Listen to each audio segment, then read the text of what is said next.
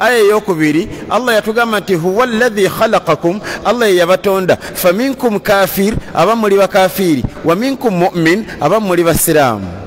Kiki olaba waawo? Allah amaze okulaga aya zeeki groups ziri bbiri mu bantu, mulimu basiraamu n'abakaafu. Nekitegeeza ki?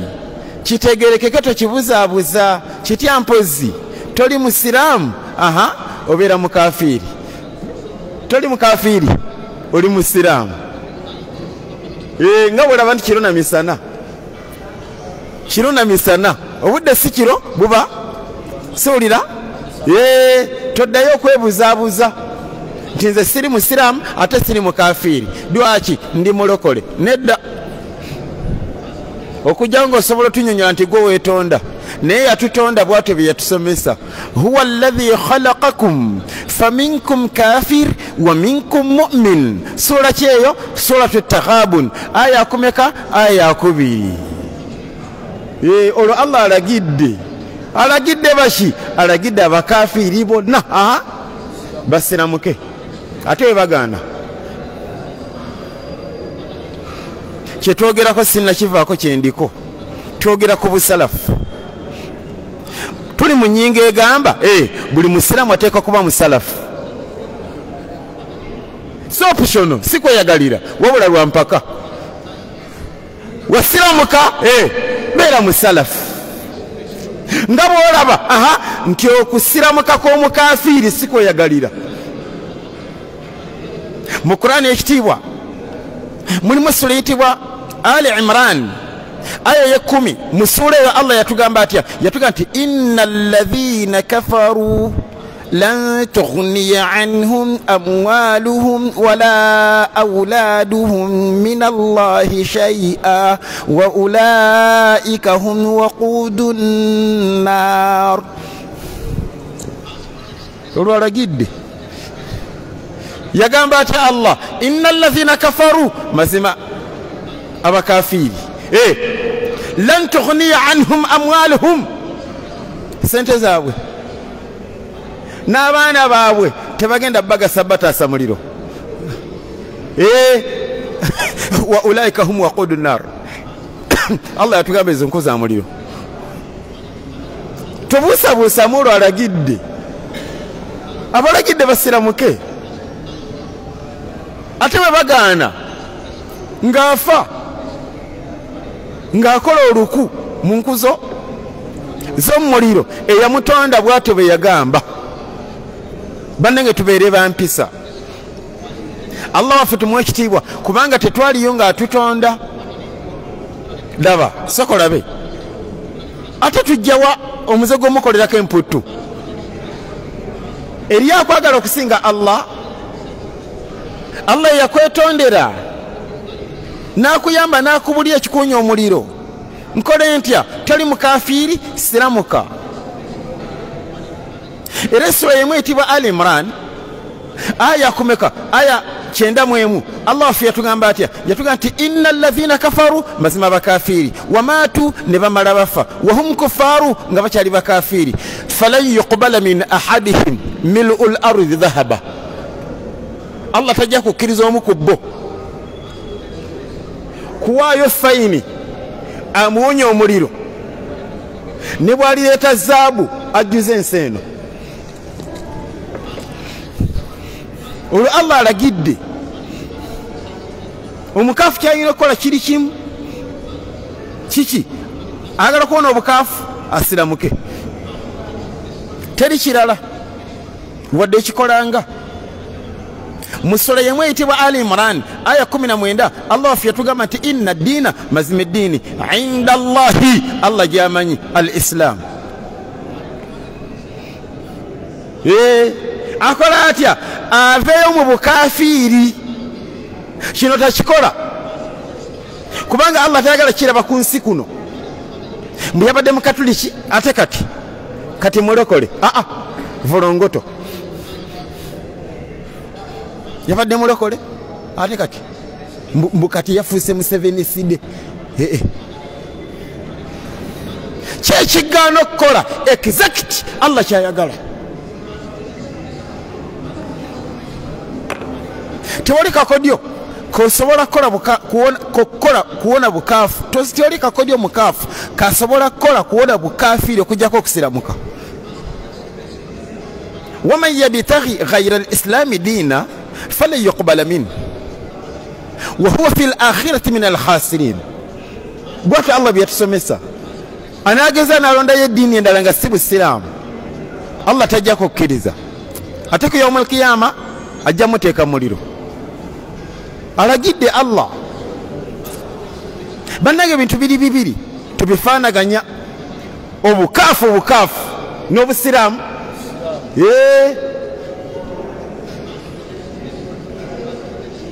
bw'olaba obukafiiri bukutamye, siramuka. era ebiragiro byonna byosanganga nga Allah alagira abakafiiri basiramuke, kati munda mu biragiro ebyo mubaamu ekiragiro ekirala. kiragiro ki? Allah aba alagira abasiraamu buli yasiramuka tava mu busiraamu, buli yasiramuka tatagala. nkwegayiridde togezaako wadde kirowoozaako, nkwegayiridde lwampaka wasiramuka kyaggwa toddayo, togeza n'olowooza ku kyokaafuwala.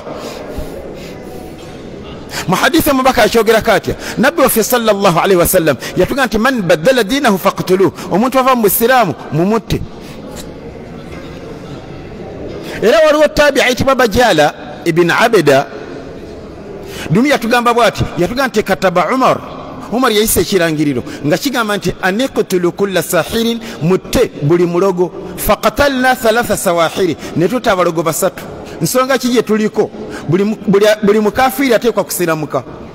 omuliro wabagutya bwawatagala kubeera lukulwa mu muliro. teri kirala kimutaasa ne bwaba alina ekitiibwa ekisinga ekyakabaka w'egindi, afudde mukafiiri olukulwa mu muliro. ani yabyogera? sinze, kuba nsinze namutonda, ate sinze nazimba omuliro. wabula nanyini kumutonda yazimba omuliro yatuga nti wa ulaika hum waqudu nnar, ezo nkuza mu muliro. ekimutaasa omuliro kiri kimu, akola atya? asiramuke.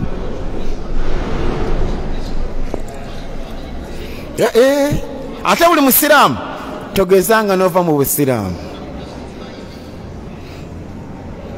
tokigezangako. nsaba Allah kitutaase bannange, nsaba Allah ow'ekitiibwa eyatuwa eddiini eno agitunywerezeeko. nsaba Allah tutaase okuwunga n'abawunga, nsaba Allah akkirize tutuuke okufa nga tuli basiraamu. wala tamutun illa wa antum muslimun. twogera ku busalafu. abasiraamu abatannafa wano wenjagala okutuusa.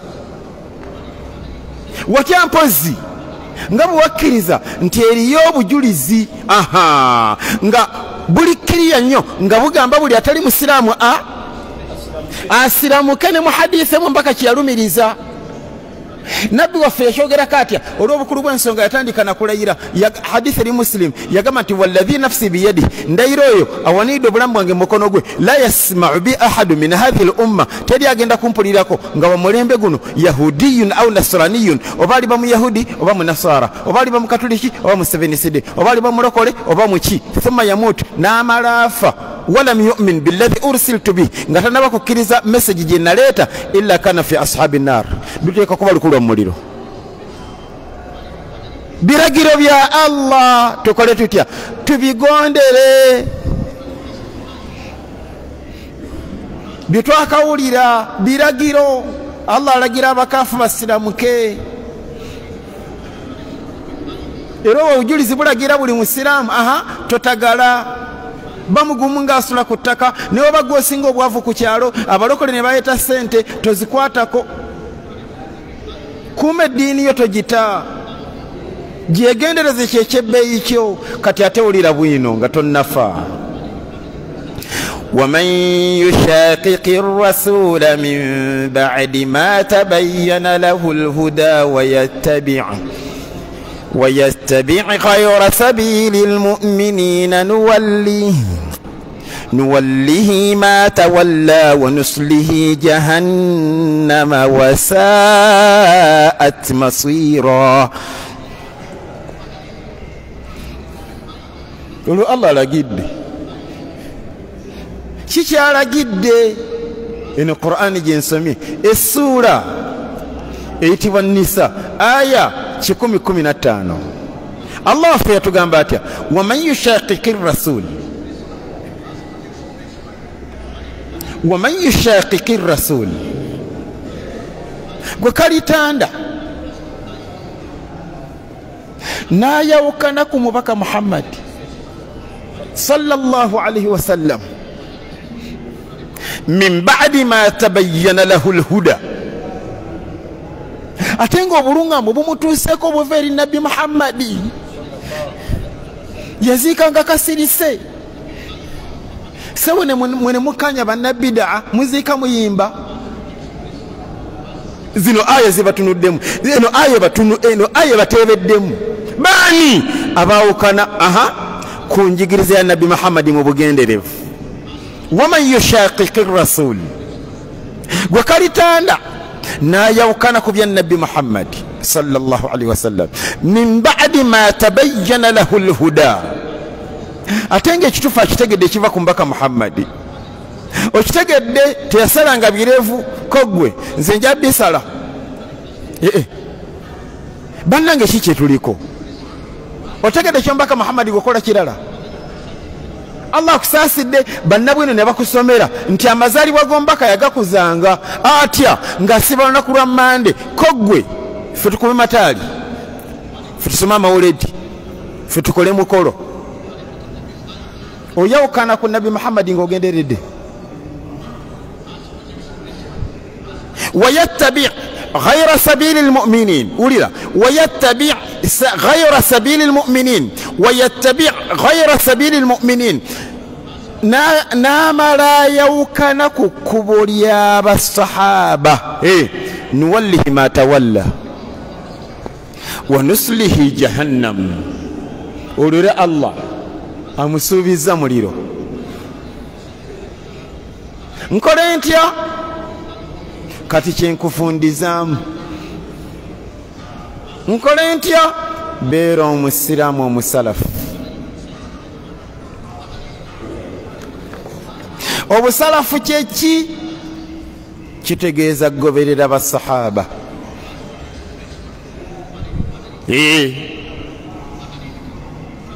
bakolanga batya ensonga gundi eno aya bagitegeera batya bw'okizuula kiremereko mu hadithi mbaka yatugamba nti addu alaiha binnawajizi olumisangako magego nekitegeeza ki naye oba tolina bawagizi naye ng'ozudde nti kyekyabasahaba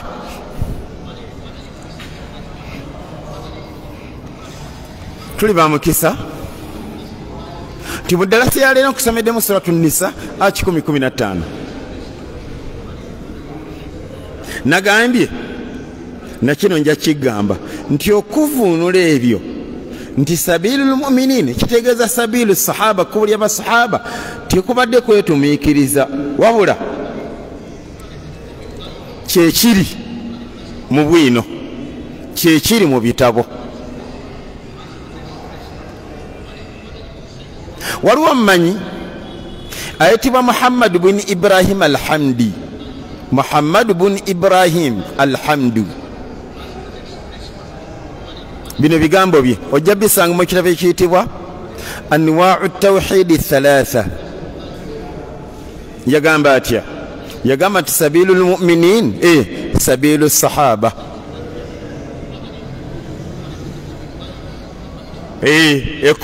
ekkubo sabiilul mu'miniin Allah yali atulagira okukwata tuwone omuliro yali ategeeza kubo lyaba sahaba nono mmanyi ono doktor amannya ge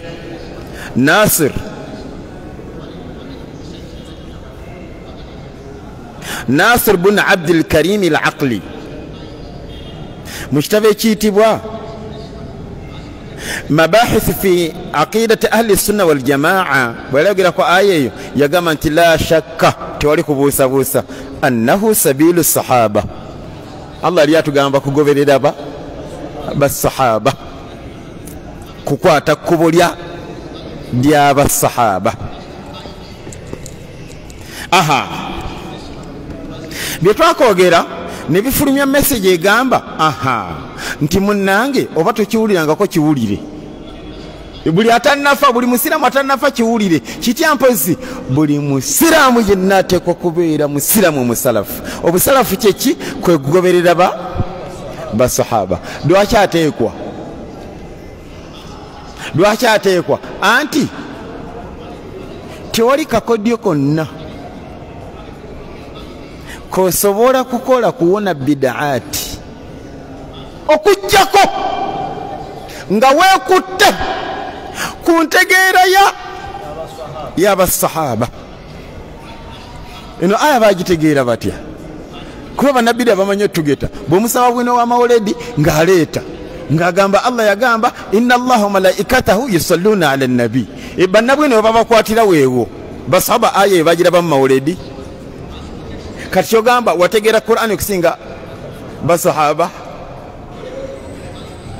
Akakodyo kosobola okuyitamu okuwona bidaati eza buli kika kwekwata kuba sahaba. Teri munnabbidaa atagenda kuleeta bwino kuva mu Qur'ani ne hadith etaabu eriemu kubitegeera ku ntegeera eyawukana kuya basahaba. Era mu ddalasa eno neesunza okukoona ku nsonga egamba nti abasaaze baagaye ekintu ekinene kubanga naye sooka olabe otebenkera otya ku nsi ya Allah nga toli musalafu oli mutebenkevu oli mutebenkevu ng'oli munnabbidaa ekintu kiwagayo omanyi ekikoma obunene bwakyo. Allahumma rzuqna ni'mata an-nadhari fil awaqibi. Nsaba Allah tuwe ekyengera ky'okufumiitirizanga ku repercussions kale ebintu ebiva mu bigambo bye twogera mu bikolwa bye tukola. Okyogedde kiwedde kubanga omuntu ayinza n'okufuutukamu ekigambo noga oba ayogedde kyaki ate ng'akitegeeza naganza abasalafu bantama kyoyogedde okitegeera gomanyi kye bayita obusalafu. Abasalafu basahaba bakutama era nze sirina musalafu babadde bantawaanya mbukumbaga eyange sireeta ngoma sireeta mataali mu maka gange mpeera amateeka balowooza ndi temugawulira agaboozi ago bo balowooza nze ndi musalafu. Era omusaaza omu yakiŋŋamba maaso ku maaso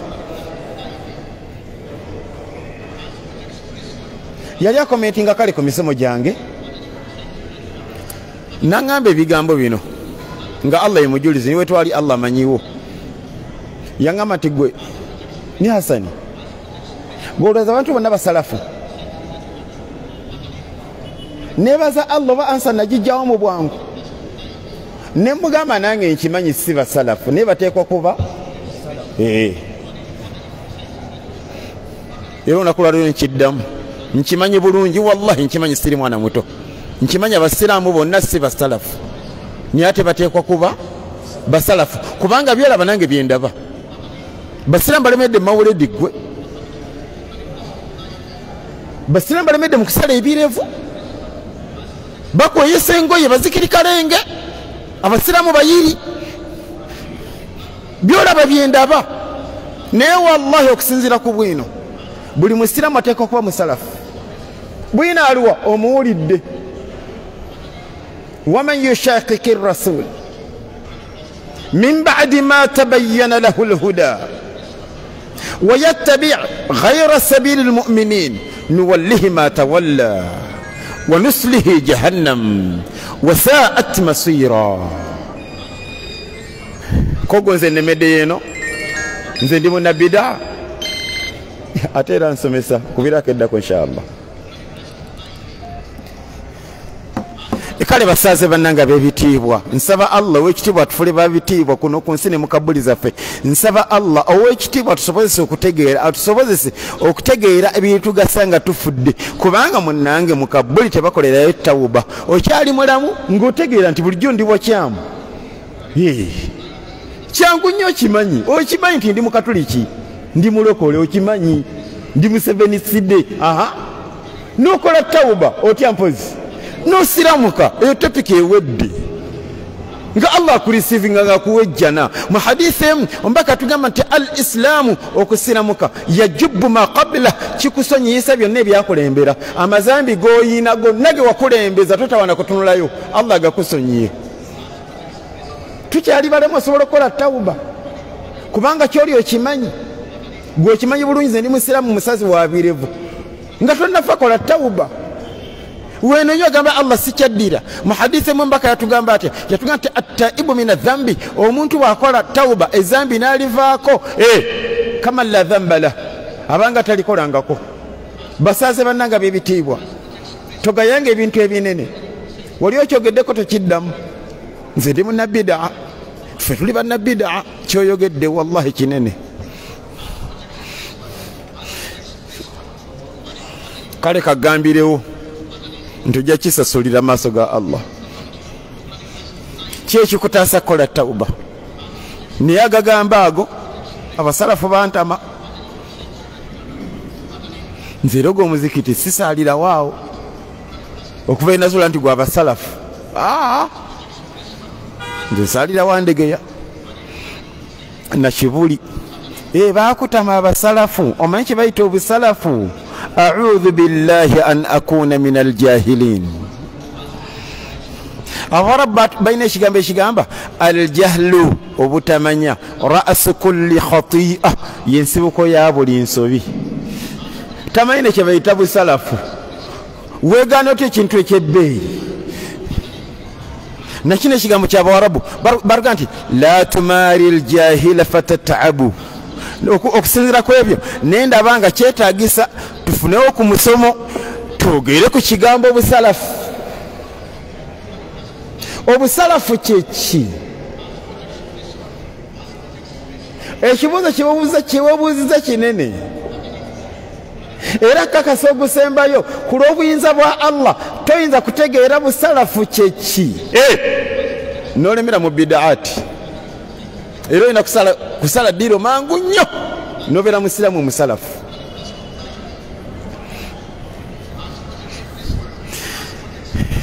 mu hadithi emu Imamu Tabarani yagifulumya Albani yalaga nti ntuufu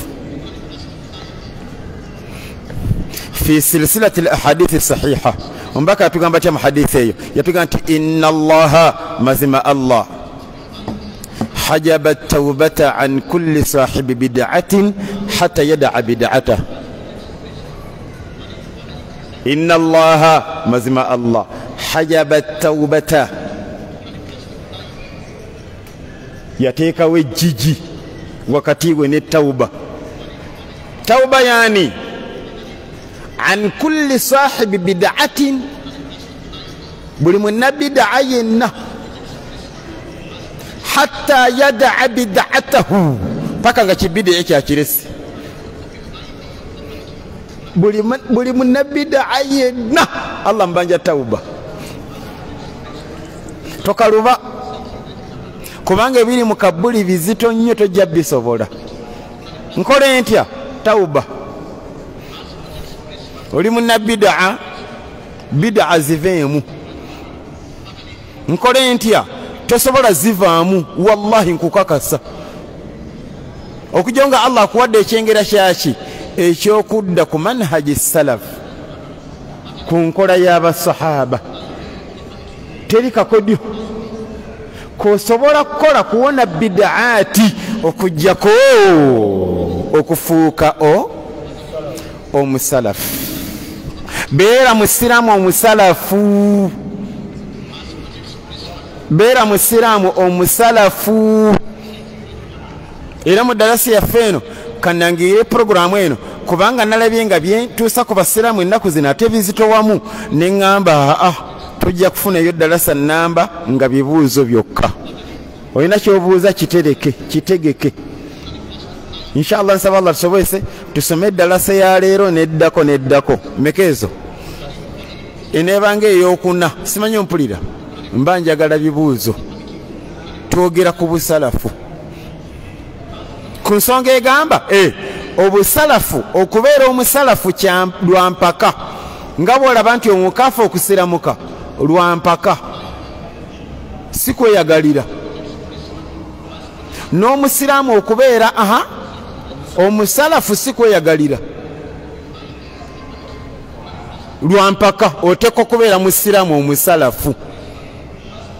tuli ba mukisa obujulizi mbukulaze suratu Nisaa 10:15 ne mu hadithi ya Irbad ibn Sariya abagezi kye bayigamu ombako tulagamba uli ebigambo bino yatuga nti fa innahu man ya'ish minkum aliwangala mumwe fasayara ikhtilafan kathira ajja kulaba enjawukana nyingi nnyo fa alaykum bi sunnati bwe muziraba mumwe kwate ku nkola yange wa sunnati al-khulafa ar-rashidin n'enkola yaba sigire bange abalungamizibwa المهديين من بعد عضوا عليها بالنواجذ مجرميسangako magego olwalagidde busalafu alagidde abasiraamu buli musiraamu abeere musalafu abeere ku manhaji salafi abeere ku manhaji sahaba agoberere basahaba teri kakodyo kosobola kuyitamu kuwona bid'ati okujja kugoberera basahaba.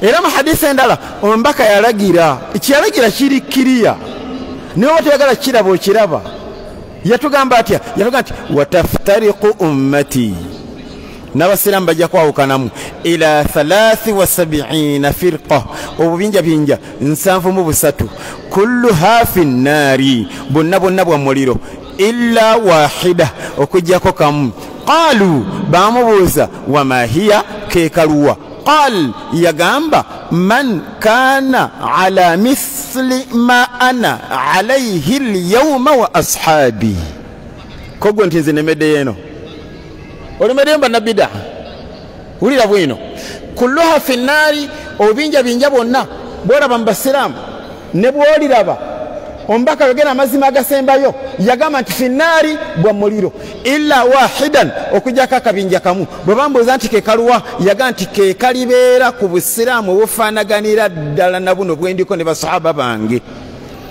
olwalagidde kiragiro kiri kiriya alagidde kimpozi alagidde abasiraamu bonna babeere basalafu.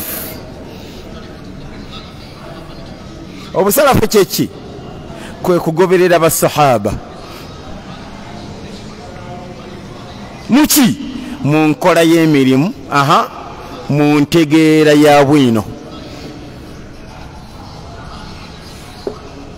Wulira kati mbuuza gwe abadde mu ddalasa ya leero ombako tulaga nti obubinja bwonna bwa muliro okujjako akabinja akalibeera ku nkola efaanagana neyange ne basahaba bange nze ndaba kiri kiriya ng'omubaka alagidde. Kati mbuuza mmwe alagidde baki? Alagidde abasiraamu.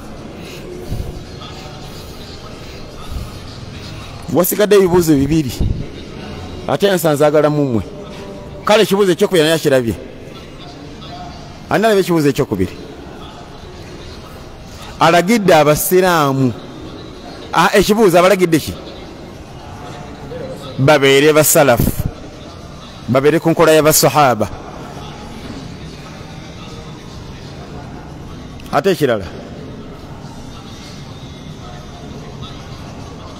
mbadde bali mukirabye.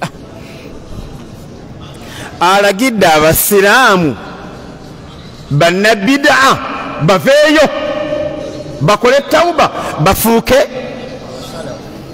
bafuuke basalafu. Ate baki balagidde abalala? Ansi ogiyina naawe. Baki balagidde abalala? Eri twabadde tuvuddeyo.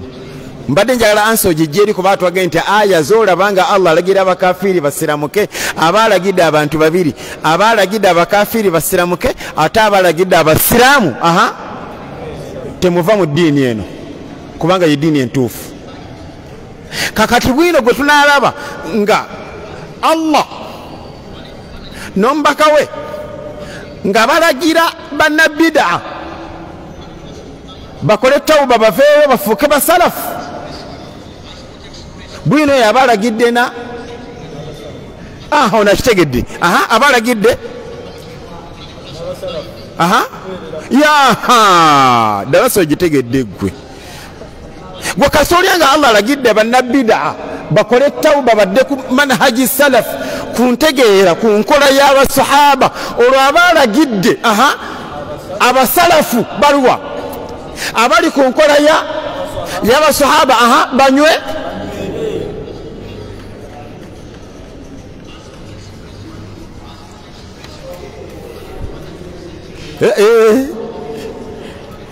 nsaba Allah atunyweze kubanga sooka olabe bye wategeera wabitegeera na bwino teri munnabida agenda kuleeta bwino abijjawo wabula mu ngeri yakulekaana kujerega kuvuma ninga onunyaka bwino kaleese kubanga munnabida omu yasala bakozese programu mu studio emu kati yafa ninga avuma basalafu najerega ninga olinayo wadde si aya si hadithi mbulu kuba ye watutumu nnyo era alekaana nnyo kati maiti ali bize mu kuvunda teri munnabida wallahi teri munnabida ajja kuleetera bwina alaga nti kirungi nnyo okusala ebirevu kubanga omubaka yagamba gyali singa bwino oyo yaliyo engeri gye baatamwa ebirevu engeri gye baagala nnyo amawuledi singa bamugjayo dda naye taliyo ate ffe aha gamba tubasomesa bwino nsiramu tasala birevu lwakyo mbaka yagamba khalifu lmushirikin wafiru lluha wa ahfu shawariba musiramu tasoma mawuledi wadde ogendayo wadde okuyambako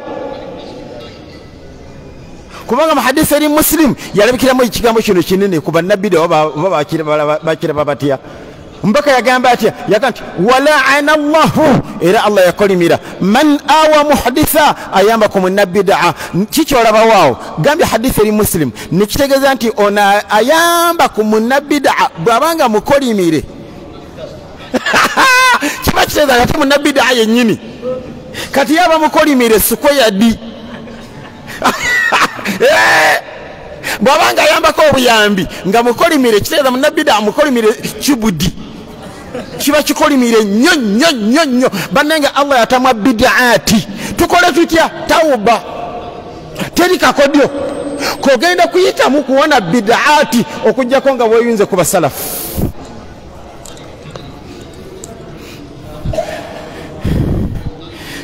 tewetabanga mu bidaati ayo twayambangako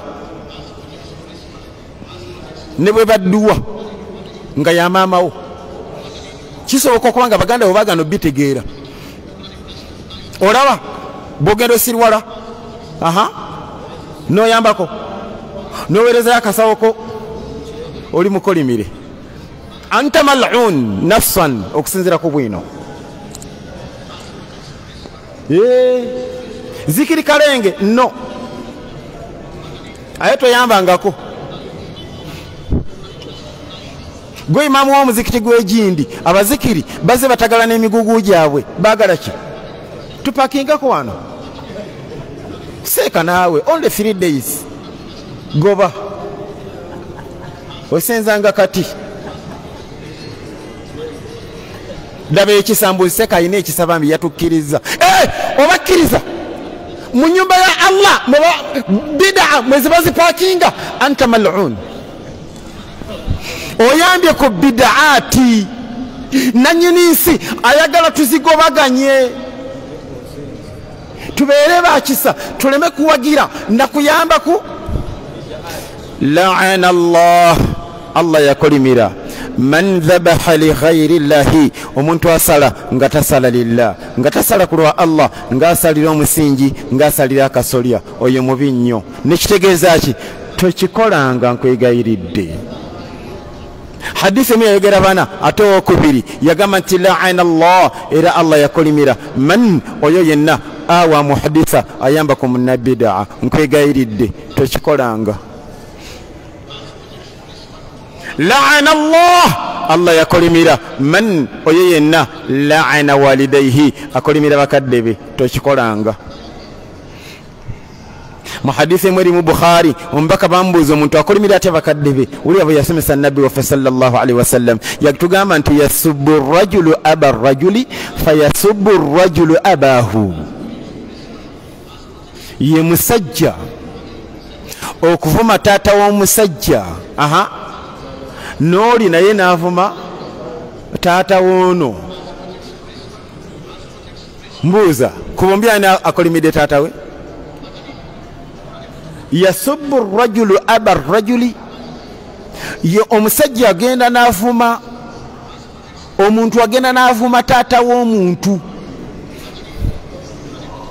Oli gwavumye gamba nezivaako naye nakomyawo ki naye n'avuma taata w'ono. Kati ono akolimidde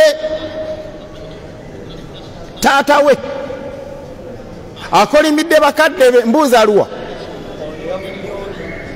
Nze nga ndaba kitegereka aluwa mpozi. Kakati katugabe kati wuno kakati ono avumye bakadde bono kono atakulekera solya naye n'aleeta avumye eki bakadde bono. Kati mbuuza gwe kale ono katugambe nti ono B kubombi ani akolimidde bakadde be?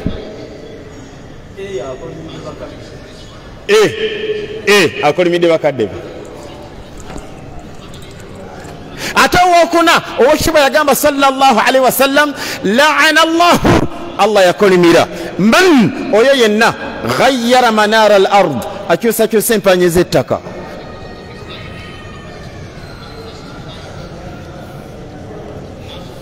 Obusalafu kyeki?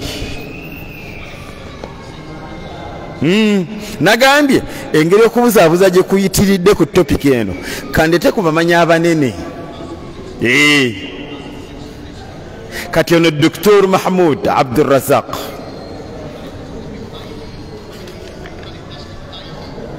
ebigambo bye ojja bisanga mu kitabo ekiyitibwa Sharh al-Aqidati at-Tahawiyya.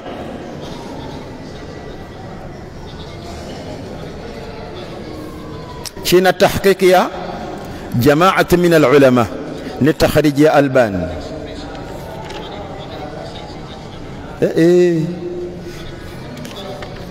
ni insha Allah nsaba Allah tusoboye situjabire takale mudalasa eziddako ngobwongo bukyali fresh. Abamanyi batunyonyola obusalafu kyeki n'ebigambo nga birikiriya. Bane assalamu alaikum wa rahmatullahi wa barakatuh. سبحانك اللهم وبحمدك.